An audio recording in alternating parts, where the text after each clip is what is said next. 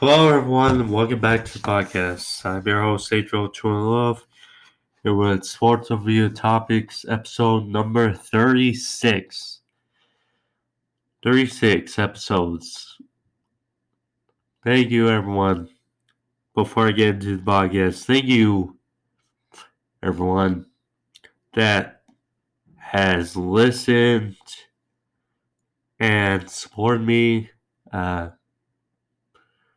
throughout this podcast so far.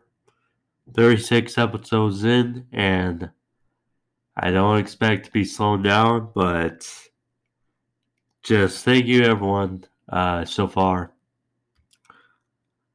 With that being said, I'm your host, Ajoe21love. Again, like and subscribe, click on the bell. Today on the podcast, so I was going to record this yesterday, but I wasn't feeling all that well. I'm feeling better today. But a bunch to go over today on the podcast. And pretty much to start, I would say, to go over is the Carson Wentz trade. Carson Wentz, the former number 2 overall pick in the 2016 NFL Draft, the former Philadelphia Eagles quarterback, is now traded to the Indianapolis Colts to reunite with his former offense coordinator Frank Reich. And I would say a much more better environment in Indianapolis. Now, Carson Wentz, first of all, it was for a third-round pick this year, and then a 2022 conditional second-round pick that could turn into a first-rounder if he plays 3/4 of the snaps in 2021, or 70% and they make the playoffs. Now, here's what I'll say about Carson Wentz, first of all, as far as his career in Philadelphia. I mean, when he was drafted, you knew that he was going to be tied with Jared Goff, considering those were two top quarterbacks in that draft. And the Rams picked Goff over Wentz. And then, lo and behold, some hidden gem, Dak Prescott, drafted in the 4th round, goes to Dallas. And the next thing you know, Tony Romo gets injured, and Dak Prescott, Dak had a hell of a rookie year behind a great roster, which kind of overshadowed because the Eagles, they went 7-9 in Wentz's first year, and he did all right for a rookie. He showed some upside. And they went 7-9. They were competitive. And you knew these two were going to be tied together for a while. Then 2017 comes. Wentz has that MVP-like year. Dak and the Cowboys to go 9-7. Still a pretty good year, but then 2018, Wentz comes back from injury and does pretty well, but he gets hurt again, and Foles once again saves the Eagles like he saved them in 2017 when Carson went down. Then 2019, Wentz carried the load and carried the Eagles to a playoff berth in a wacky NFC East. Now, last year, Carson regressed. No matter how we want to depict it, no matter what anyone wants to say, he regressed. But now, if you're a critic, you'll look at this situation, say, well, it could be an aberration or it could be an indictment on Carson Wentz. But now, it was one bad year. And he goes to a good situation in Indianapolis where they have a hell of an O-line,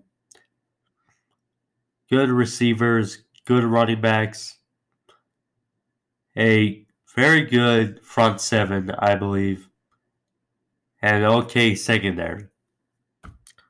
Now, obviously, they need to fill out a left tackle because Costanzo, he retired. But you have some good pieces to work with. Of course, with the familiarity of Frank Reich being his former offensive coordinator. Now, this will obviously go one of two ways. Either Wentz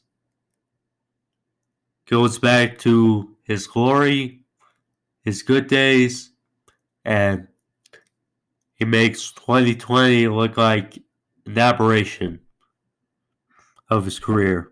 And in my opinion, they would win the division. Or it plays out poorly and 2020 was shown as a sign of things to come. And I mean, their roster is too good to go last place in the division, especially if, assuming Deshaun Watson is being traded. But yeah, in my opinion, either they finish first or they finish third in the division. But happy for Carson Wentz. He goes to a better situation. One where Nick Foles doesn't have a statue built in Indianapolis. But yeah, it's a good situation. And also, when you look at the Eagles side of things, it's like, okay, it was dysfunctional down the stretch between him and Doug Pearson. They drafted Jalen Hurts. He did well for when he was in there.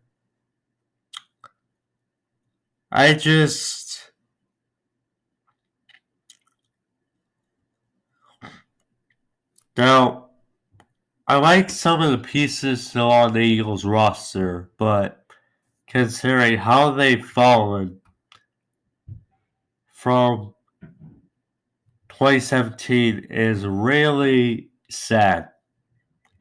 And you wonder, they already look like a last place team in the division to me.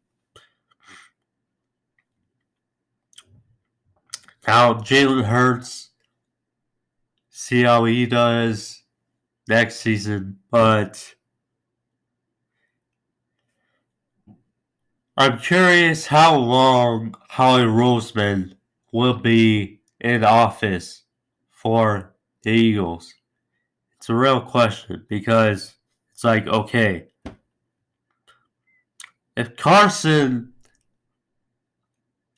the best case scenario for Howie Roseman is if Jalen Hurts has a really good year and Carson Wentz stinks. That's the ultimate good news for Howie Roseman. However, if Carson Wentz has a great year with the Colts and Jalen Hurts kind of flops, has a sophomore slump, then Howie Roseman's in trouble in Philly. But nonetheless, good for Carson Wentz and for the Eagles and their fans. You gotta be in real question on how their season is gonna go this year.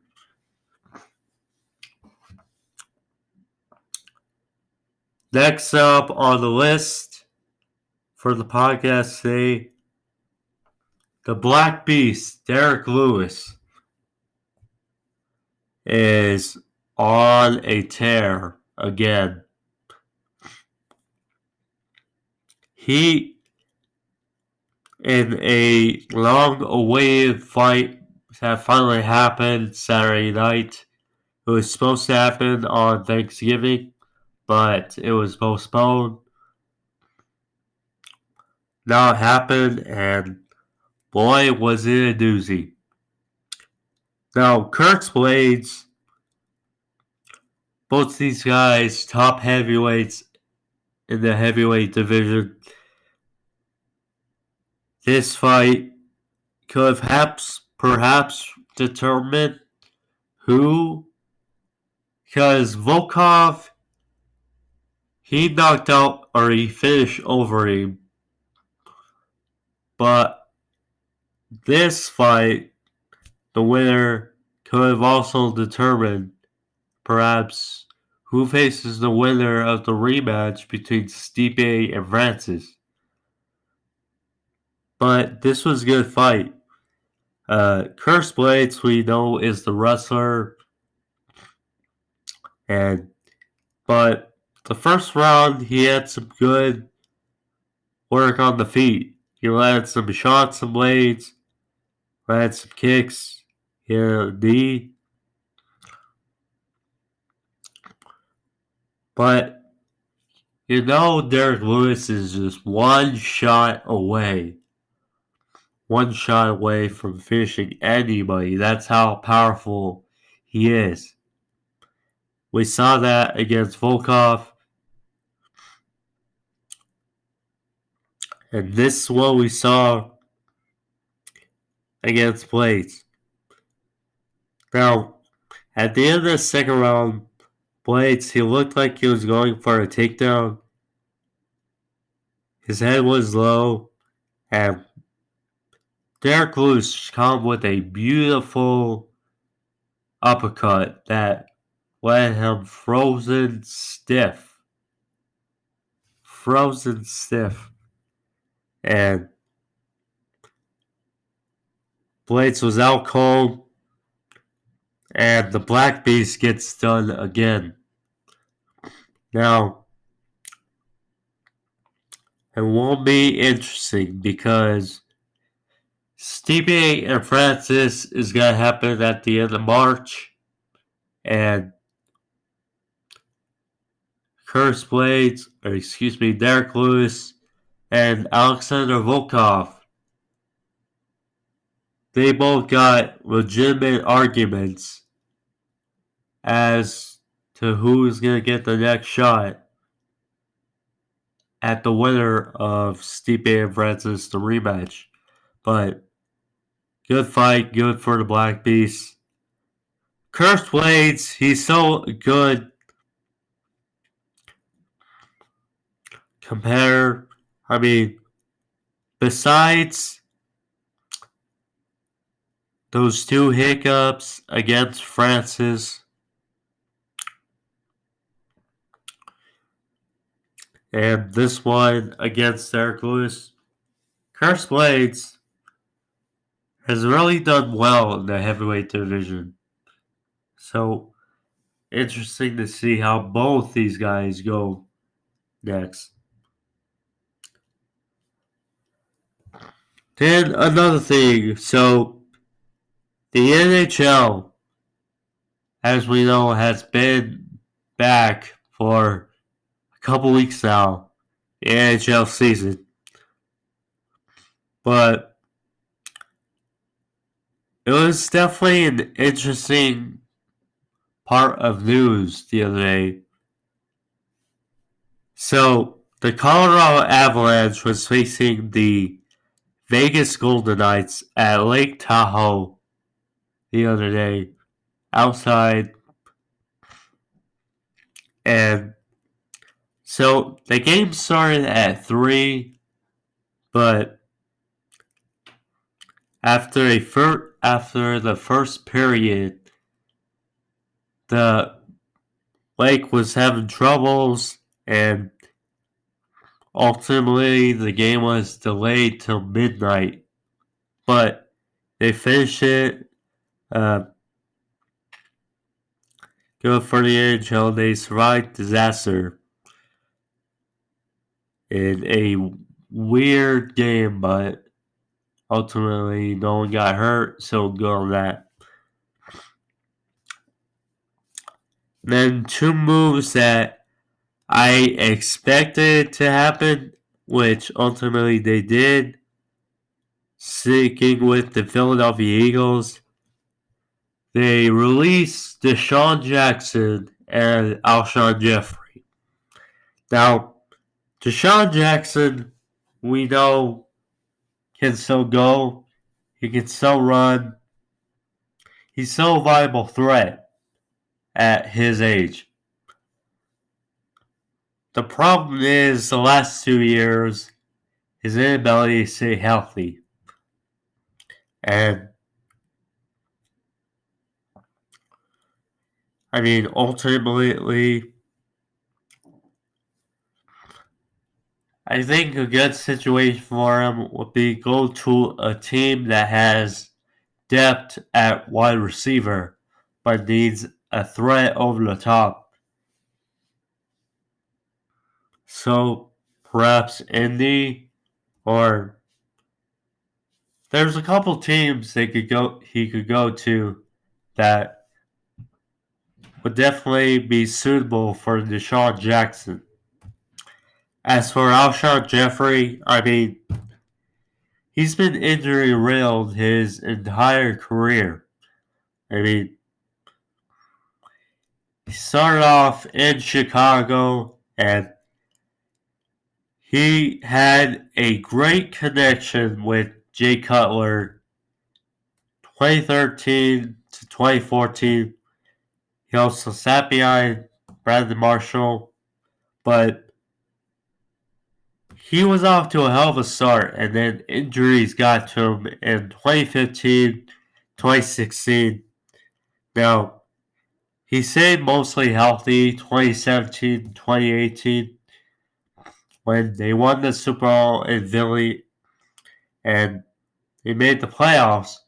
But the last 2 years, again, he's been injury riddled, and we know he's good, but the best stat is availability, and right now he doesn't have that stat.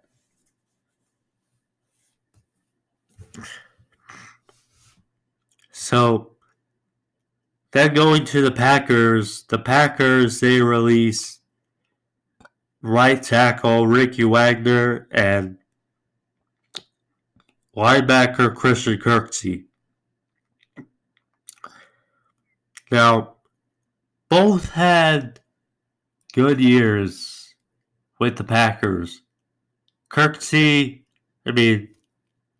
was relatively healthy. He was all over the place and kind of showed a glimpse as how he was in Cleveland. Wagner, he had a solid year, but with the emergence of J.J. Watt in free agency, I'm curious with you see teams opening up their cap space a little bit more who need a pass rusher. Ultimately, J.J. Watt could go to Green Bay. We know that's a possibility, but it seems like the stars are aligning for what Packers want to do. Then, another thing I want to touch on is pot roast. Pot roast, Terrence Knighton. Good to see him back in the NFL. The Panthers signed him as a coaching assistant. Good news for the Panthers. They have a solid defense. For pot roast, now he can coach up like Derrick Brown, Gross Matos, Brian Burns. That's an interesting dynamic bringing in the Carolina. But that was all I wanted to cover today on the podcast. I hope you guys enjoy it. I know I did. If you're new to the podcast, like and subscribe. Click that bell for all your notifications as far as reviews, predictions, news, all you want to hear. Thank you all for joining me. I'll see you Thursday. AEW review. Thank you and peace.